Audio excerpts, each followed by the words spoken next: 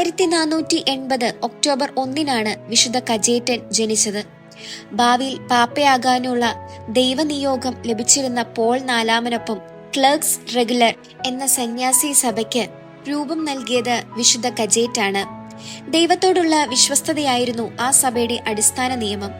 ആത്മാക്കളുടെ മോക്ഷത്തിനു വേണ്ടി വിശുദ്ധ കജേറ്റൻ പ്രകടിപ്പിച്ചിരുന്ന ശക്തമായ തീവ്ര അഭിലാഷം മൂലം ആത്മാക്കളുടെ വേട്ടക്കാരൻ എന്നാണ് വിശുദ്ധൻ അറിയപ്പെട്ടിരുന്നത്. Congregation of clerics regular of the divine providence എന്ന സന്യാസി സഭയുടെ സഹസ്ഥാപകനായിരുന്ന വിശുദ്ധൻ യുവാവായിരിക്കുമ്പോൾ തന്നെ ജൂലിയസ് രണ്ടാമൻ പാപ്പയിൽ നിന്ന് റോമിൽ സുപ്രധാനമായൊരു പദവി ലഭിച്ചു.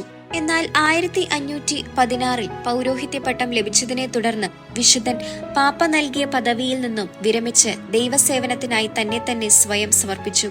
അത്യുത്സാഹത്തോടെ തന്നെ വിശുദ്ധൻ ദൈവമക്കൾക്കിടയിൽ സേവനം ചെയ്തു. അദ്ദേഹം തന്റെ സ്വന്തം കരങ്ങളാൽ അനേകം രോഗികളെ പരിചരിക്കുകയും വരെയുണ്ടായി. ഇതേ ഉത്സാഹം തന്നെ വിശുദ്ധൻ ആത്മാക്കളുടെ മോക്ഷത്തിനും വേണ്ടിയും കാണിച്ചു.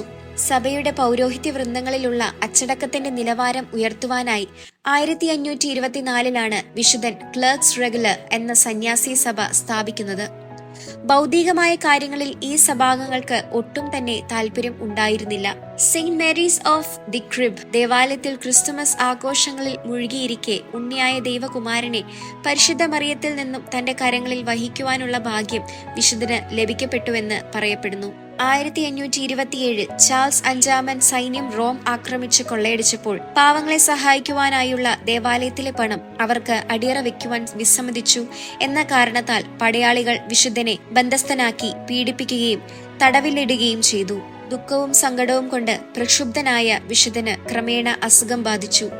1547 ഓഗസ്റ്റ് 7 നേപ്പിൾസിൽ വെച്ചാണ് വിശുദ്ധ കജേറ്റൻ അന്ത്യനിദ്ര പ്രാപിച്ചത്.